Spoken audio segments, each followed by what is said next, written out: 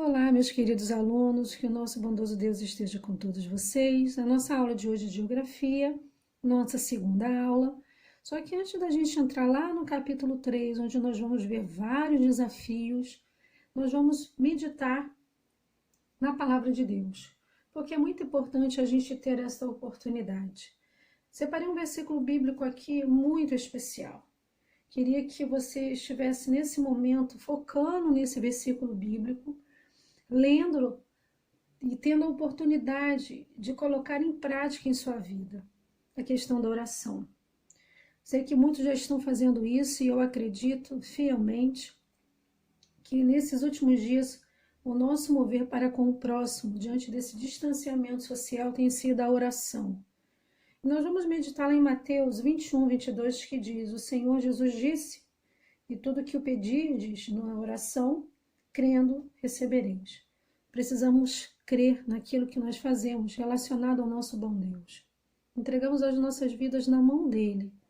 Através da oração a gente tem tido a oportunidade de falar ao nosso próximo, ao nosso colega, ao nosso familiar, que a oração ela tem sido feita de uma forma muito especial para que a gente possa passar por essa grande tribulação. E é uma promessa.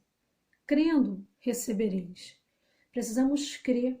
O nosso próprio mestre nos ensinou que precisamos fazer com que a nossa oração seja uma ligação entre o homem, entre nós, melhor dizendo, até ele. Então tenha essa oportunidade de orar sempre. Entregue a sua vida nas mãos do Senhor. Vamos falar brevemente com Deus agora. Maravilhoso Pai, temos a certeza que a oração é um caminho muito especial que devemos ter em relação a este momento em que a humanidade tem passado. Mas nos ajude a sempre a buscar de todo o coração que a oração possa ser um meio diário em nossas vidas. Em nome de Cristo. Amém.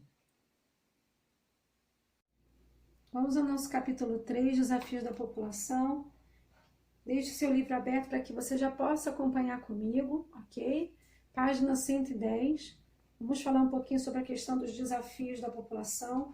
Esse é um capítulo que aborda muitos desafios que a população conseguiu obter como vitória, né, que conseguiu ter como lei garantida. E a gente vai ver que as questões que serão abordadas nesse capítulo são questões que vocês já precisam ter um conhecimento mais específico do assunto. Só que falar de desafios da população, na página 110, a gente fala que o nosso Brasil é composto de indivíduos que têm sonhos, desafios e direitos. Mas é bom a gente entender o seguinte: durante todo esse processo do capítulo 3, você vai compreender que existem desafios relacionados à população que envolvem respeito, inclusão e solidariedade. Vamos perceber também que, como parte integrante da população, eu e você, nós necessitamos rever alguns conceitos e algumas atitudes. E a gente fala de todas, inclusive as esferas da nossa família, todas as pessoas que compõem a nossa família, a fim de promover uma convivência respeitosa, digna e saudável entre todas as pessoas. Então, quando a gente fala desses indivíduos que têm sonhos, desafios e direitos, a gente vê que ele se inclui também nessa questão da liderança. E quando se inclui nessa questão da liderança, isso mostra para a gente que todos os líderes precisam atender às necessidades do povo da melhor forma possível. E eu, quando falo atender, é que quando um líder governamental, seja um prefeito, um governador, um presidente, o grupo de pessoas que trabalham com eles, como vereadores, deputados estaduais, federais, senadores e ministros, são pessoas que precisam ver quais são os desafios e as necessidades do povo e atender da melhor forma possível. Ou seja, somos nós, ou seja, adultos, que garante que eles estejam no poder para nos ajudar nessa questão dos desafios. Só que lá na página 110, na parte de baixo aí, nós temos uma placa que mostra para vocês aí indivíduos que compõem um grupo. Por exemplo, quando você olha aí nessa sua placa, você já vê logo o título, Atendimento Preferencial e Prioritário. Vou mostrar para você aqui uma placa, que é uma placa mais atual do que está no seu livro. Por que ela é uma placa mais atual? Bom, professora, no meu livro tem, né, uma figura que tem a ver com um grupo de pessoas com deficiência. Sim, tem. Nós temos aqui, no meu livro também, professora, uma figura que é representante de idosos com idade igual ou superior a 60 anos. E no seu livro ainda tem mais ainda, a lei ao lado aí, bem pequenininha. No meu livro, professora, tem a gestante. Gestante, só que na minha placa já entra lactantes. E quem são as lactantes? As lactantes são aquelas mulheres que amamentam seus bebês e seus filhos. Na minha placa, professora, também tem essa figura que tem a ver com um grupo específico, pessoas com crianças de colo até 2 anos. E por último, na minha placa, professora, não tem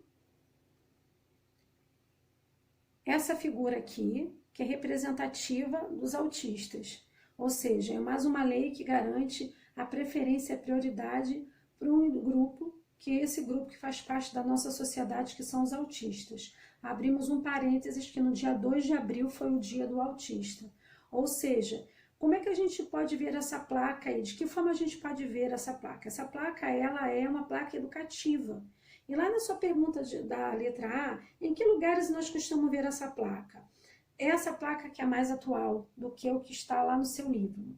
Né? Onde nós costumamos ver? No banco, nós costumamos a ver no supermercado, em repartições públicas, em lugares que precisam ser feitas filas e dão preferência a esse grupo de pessoas aí. Letra B, o que ela recomenda? Recomenda preferencial e prioritário, ou seja, um atendimento que dê preferência a esse público, ou seja, filas especializadas, ou seja, filas destacadas e separadas somente para atender a essas pessoas, seja um caixa de um banco, um caixa de supermercado, algum outro lugar que já tem essa placa que dê preferência para esses grupos. Letra C, por que ela é necessária uma placa para informar algo que todos deveriam saber? Essa é uma placa chamada de placa educativa, igualzinho placa de trânsito. Você vê que as placas de trânsito existem para que elas mostrem para o povo o quanto que eles precisam ser educados na questão do trânsito. Então, isso aí é uma placa educativa. Há outras situações em que o direito de uma pessoa precisa ser lembrado, sim. Nesse capítulo 3 você vai ver que há outros grupos, outras pessoas, outras situações que precisam ser lembradas, sim. Vamos falar um pouquinho sobre outras situações em que o direito de uma pessoa deve ser lembrado na nossa sociedade. Quero que você vá à página 111, por favor. Vida de mulher no subtítulo, 2 parágrafos, para que a gente possa conversar sobre eles. Ao lado aqui nós temos 3 fotos de mulheres exercendo seu trabalho, ok? Perguntas de número 2, 3 e pergunta de número 4. Lá na página 111, então você precisa analisar ponto a ponto do que a gente vai falar. Bom, a presença das mulheres no mercado de trabalho vem crescendo a cada ano, mas ainda há desafios a serem superados. Bom, quando você vê lá no primeiro parágrafo, você observa que as nossas bisavós, elas eram mulheres que eram somente donas de casa, que é um trabalho extremamente louvável também. Mas com as dificuldades e as necessidades aumentando a cada ano, que são as necessidades financeiras para serem supridas, as mulheres começaram a entrar no mercado de trabalho. Mas elas não deixaram de cuidar da casa, dos filhos, do marido. E muitas das vezes exercem até mais de uma profissão. Quando você olha aí as fotos, você vai ver mulheres exercendo as suas profissões de forma diferente, né? Nós temos ali uma arquiteta ou uma engenheira, né? Juntamente ali com a questão da construção civil. Nós estamos vendo aqui uma mulher sentada à frente de um computador, que ela pode ser uma administradora, uma economista. E nós temos aqui uma mulher que é dona de um estabelecimento, ou seja, cada uma exercendo o seu trabalho no mercado. Mas quando a gente observa que profissões anteriormente, que eram essencialmente masculinas, passaram agora a ser o cotidiano dessas mulheres. A questão do trabalho masculino, como policial, bombeiro, empresário, motorista de ônibus, caminhão, pessoas que mexem com construção. Então, quando a gente observa essas profissões aqui, outras que acabam passando pela nossa mente, a gente vê que a mulher ela está marcando a sua presença feminina também nessas profissões. Então você tem a questão de número 2, qual é a profissão das mulheres que convivem com você? Então você vai colocar a sua mãe, a sua avó, quiser ligar para a tia ou para uma prima ou mandar mensagem, será muito legal também você poder colocar. Questão de número 3, você conhece alguma mulher que exerce uma profissão que tradicionalmente era desempenhada por homens? Bom, eu conheço uma mulher que conseguiu entrar no mercado de trabalho sendo uma pessoa que exercesse cuidar de carros, né? A questão que era anteriormente só de mecânico, a mulher ela começou a exercer esse lado também da mecânica, de poder ter a oportunidade de cuidar da manutenção dos carros. Quem é essa pessoa que você conhece? Qual é a profissão dela? Em sua opinião, há diferenças entre mulheres e homens no desempenho da profissão? Sim. Eu vou mostrar para você uma figura aqui para você entender. Nós temos uma figura onde a mulher ali, o homem, exerce a mesma profissão, porém, existe aí essa questão financeira que envolve. Por exemplo, a média salarial das mulheres ainda continua sendo inferior, mesmo ela realizando o mesmo trabalho do homem. Então, essa resposta que eu dei pode te facilitar para que você possa opinar sobre essa questão de número 4. E em quais aspectos podem ocorrer distinção entre os dois? Como a gente falou, a questão salarial, que pode influenciar, mesmo nos casos em que ambos exerçam a mesma função, ok? A dica prêmio, leia e estude as páginas do livro de Geografia e realize as atividades propostas no Eclese. Vamos orar nesse momento? Feche seus olhos. Maravilhoso Pai que estás nos céus, nós te agradecemos pela vida e saúde, que o Senhor continue, Senhor, abençoando os nossos alunos e seus familiares. Obrigada, porque até então o Senhor tem sido o nosso ajudador. Em nome de Jesus, nós lhe pedimos e agradecemos por tudo. Amém. Até a próxima. Consegui uma pesquisa para vocês entenderem como é que a participação feminina ela tem crescido no mercado de trabalho. Por exemplo, daqui a 10 anos, daqui a uma década, essa participação ela vai crescer mais que a masculina.